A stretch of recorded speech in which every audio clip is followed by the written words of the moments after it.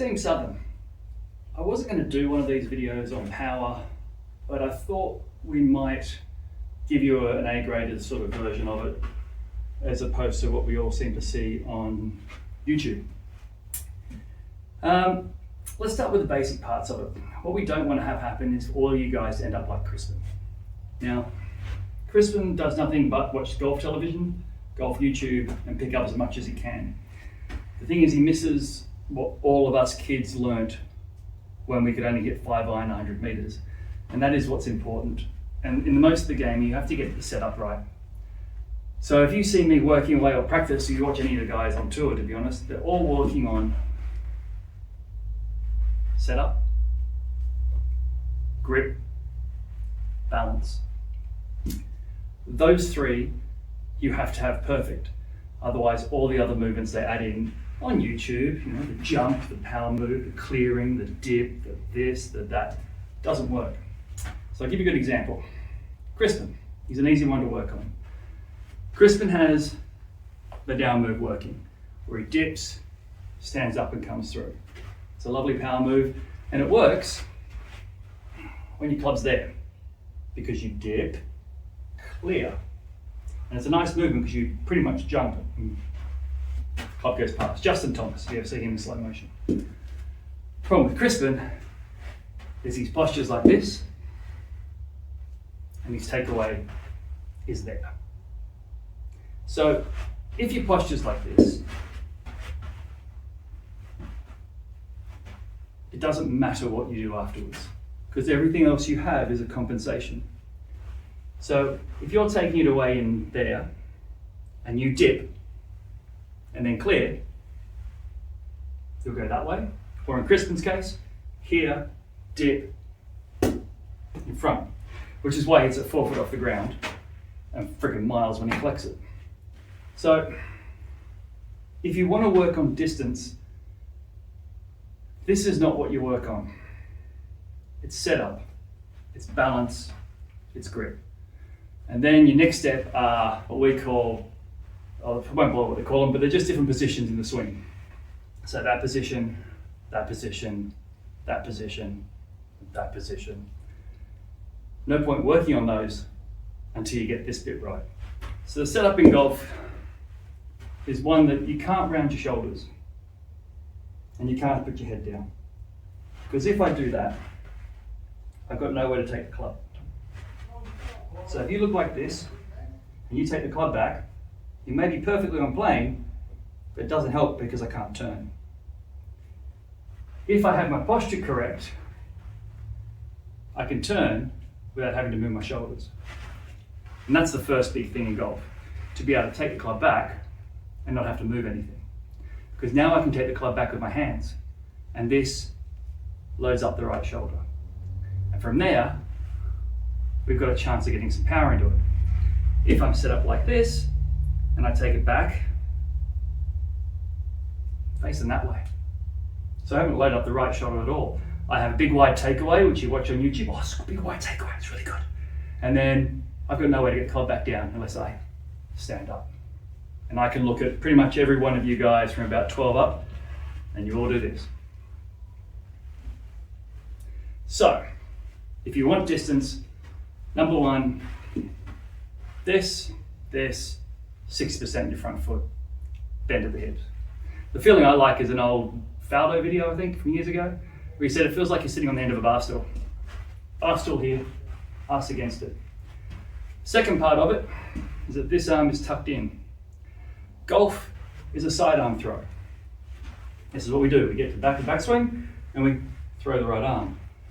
You can only throw sidearm if that elbow leads. If your elbow's out here, you do what most of you guys do. Give it this. And this isn't as fast or as powerful as that move. And that's why when we hit golf balls,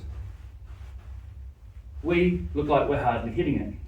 So for example, this shot, all I'm doing is taking it to here, coming back down. And to show how powerful that is, just with my right arm, elbow tucked in, load the right shoulder, keep my posture, and then hit the shot. Still got a ball speed of 70, which means it should be about a 70 carry. But that's just because I can load the right shoulder. Once you load the right shoulder, you learn the dynamics for coming down. So we're here, we're there. See how my left shoulder is still higher than my right? And when I get up here, my shoulders are almost level. That motion is loading the right shoulder. Still got the width because the club is still straight. But I don't look like that. And I don't look like this. So this is balance. This is inverted. So next step, once you get this motion, we're back here, the motion is down. And then everyone used to say you clear your left hip. I'm going to give you the Gary Edwin and the Titleist Performance Institute version of this because I think it's better. You don't pull your left hip out of the way. You push your right. We get to here, drop the arms, push the right hip. And this is what your pivot does. Up, down, push. Now that looks like it's cleared, but it hasn't. My right hip has just gone and fired and pushed this out of the way. This is different to your way, which is here, clear, where you go backwards, club comes over the top, and you get your crappy shot. Second thing is, when you come down and you push with your right hip, it keeps you high. And it keeps you going forward, over your right foot, and you get that cool finish where we all look like that. We're really belting it all the way over. So, to recap, you can't work on power by working on club path. Not unless you have your setup right, your takeaway right, and the down move right. I haven't even moved my wrists. And this is the other weird thing about golf. You do very little with your wrists when you play. I'm going to sit in this position, all right? I'm not going to move my wrists. There's my takeaway. Looks like I've loaded, looks like I've taken it back, but I haven't. I've just gone from there to there. My wrists haven't changed. I'm going to take it up. My wrists still haven't changed. They're the same as this, but up here. All I've done is picked up my right arm, put it up here. Then from here, I drop, I fire my right hip through. The secret with firing the right hip though, is that when you fire the right hip, it comes down, fire the right hip. You see I'm still facing over there at 1 o'clock? I'm not firing the right hip and bringing everything around. I'm not dropping the right hip and coming everything around. I just go from here, drop, push. It's called a pelvic punch on the Titleist Performance Institute website. And Dr. Greg Ramsey does a lot of drills with it because the pelvic punch teaches you how to use that right hip. So we take it back to here, and then we just hit the ball from here. There. And that's a 98 ball speed with a punch shot. So we're clearing 121. I didn't even take the club all the way back. That's where your power comes from. It's going to come from this motion of the club getting here, you pushing with the right hip, and the club having to go from there to there stupidly quickly. It doesn't come from you throwing it, it doesn't come from you coming inside and flicking it, it doesn't come from a recall. You get to here, you let the club come down. You've got to let the club come down. This is what we call outside the hands. Hands inside, clubs outside. That motion. This isn't casting. This is casting. This is releasing the club. And let's see if you can see it in the shot. I take it back, same motion, and all I'm going to do is do this.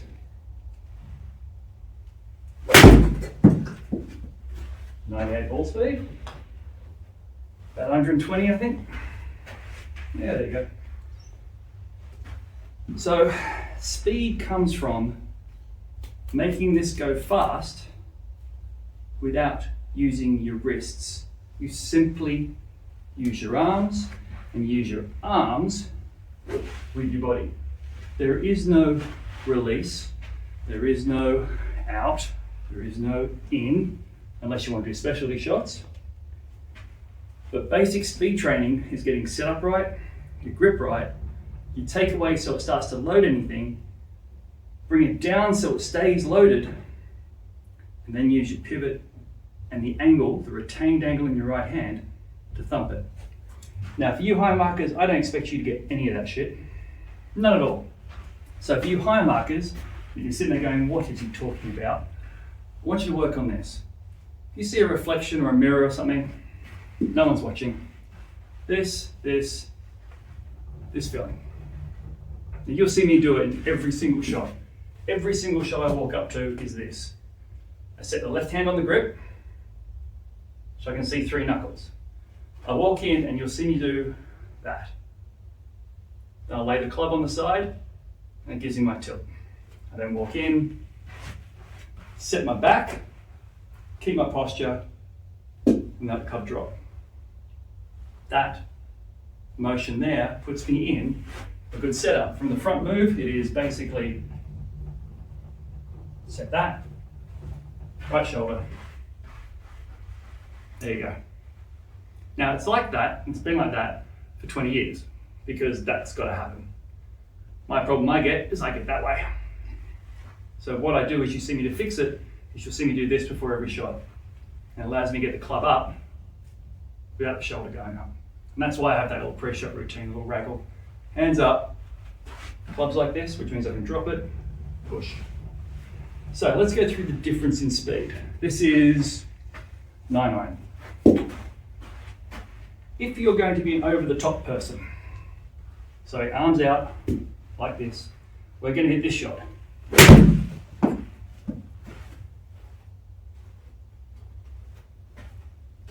104, 105 meters. We're not using any pivot, we're just basically going like that as fast as you can. Once you learn to tuck this in and get that kind of setup, again, won't belt it, we'll just hit nice shots with it. Then all of a sudden you can do that and throw your hands at it. We'll go a bit further. 115 yet? No, we're going 115, beauty. After that, this assembly right, and now if we work, my favorite drill in the world is this drill by the way. Here, I just drop it and let it go. You'll see me do it in the range all the time.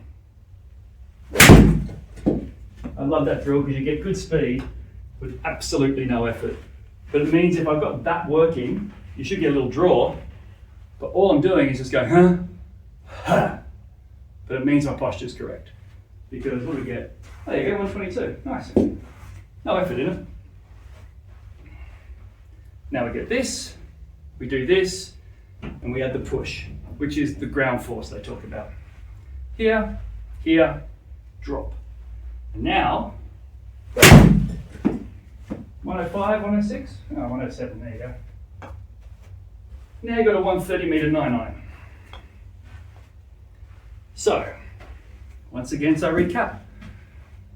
You can't work on this shit unless you've got the setup right. You can't work on this stuff if you've got a grip with the right arm straight. You can't work on this stuff when your posture's like this. And you definitely can't work on it when you've got this one. So the more you work on your posture and setup to hit golf shots is where your advances are going to get. When we do the short game stuff, a lot of the short game stuff is going to be the same thing, where we just grab the club, set up, hit the shot. But a lot of that work is going to be on setup because you guys all chip like this. And that's not a club thing I can fix, it's a posture thing. Right shoulder down, hands forward, back, that's chipping. So when we work on your posture and setup and hands and lack of using your fingers to do shit, then we got a chance. So if you're going to work on anything for the next couple of weeks, I don't want you to change your technique, but I want you to work on posture. I want you to work on grip, and I want you to work on being able to load the club. Because even with short shots, if you get everything else right, I can hit a short shot 130 meters. Oh, I did make it too, beauty. You can't do that when you're like this. You have to work on the basics. And that's why if you go to any range event, you'll see guys with towels around their chest, working on connection drills. They're working on boring stuff. No one's sitting there with a fucking hack motion or all the other type of shit we've got to play with. All they work on is just get the setup right, takeaway right, and then everything can work in the same rhythm. Get after it. I've just been hitting some balls and I wanted to clarify this pelvic or the right hip push. The right hip push is with the hip into the left hip. If I watch most of you guys hit, you clear your hips by using your knees. You take the club back by using your knees. There's not many golfers out there who use their knees to do anything other than that.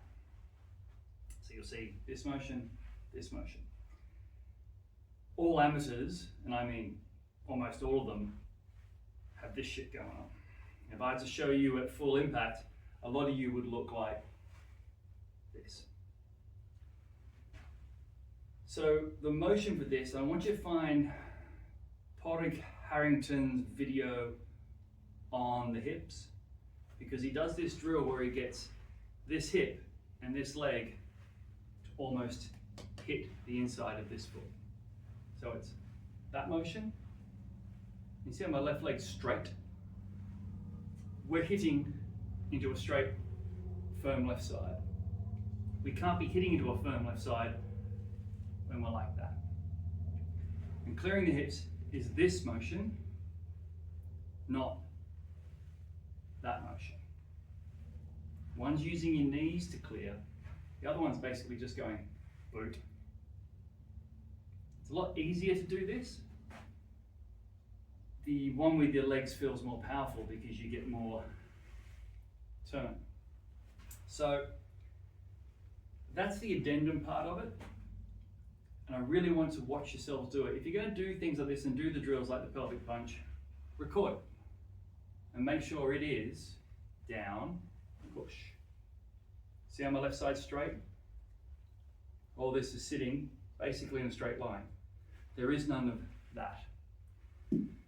This kind of thing's important, especially when you get to your chipping. Put it in front so you can see it. Lots of you guys chip like this. You're basically using your knees to take the club back. By that I mean you're going knees, knees, knees, knees. Whereas anyone who chips properly doesn't use their knees. So there's two parts of that to work on. If you want to get the feeling, probably fill it with some pitch shots, where you just, club head parallel, maybe a bit past it. And keep this assembly going where it isn't leaning forward.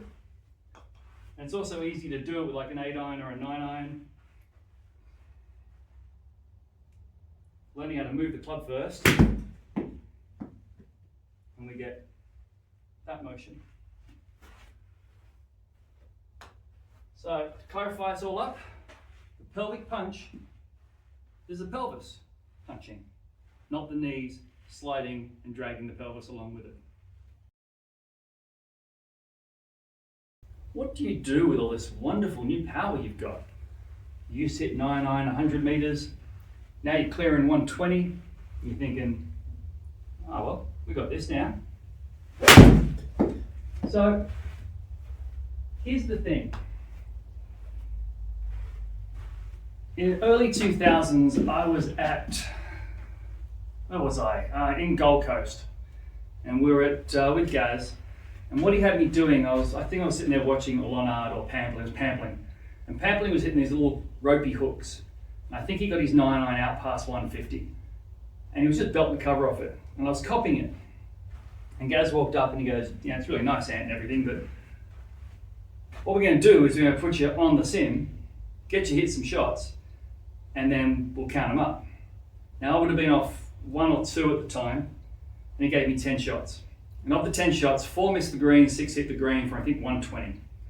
And he said, do you want to have a wank in front of your mate? No, what was it? You want to jerk off in front of your mates, or do you want to hit greens and score? And you sort of go, oh, okay. Because if you're blown off 1 or 2, you can't miss 4 greens and hit 6 from 100 metres in. You've got to be hitting 9 or 10, and the one you miss better be closer, you can chip it. So when you do get a bit of power, and you work on your posture, and you find it going further, show you the difference. My 9-iron is 125. That's what I want, 125 out of my 9-iron. So when I hit it, I want to go 125, 126. And sit there and stop. Because look at the flight. Now I should be able to sit here and even talking to you and not concentrating, hit the same shot.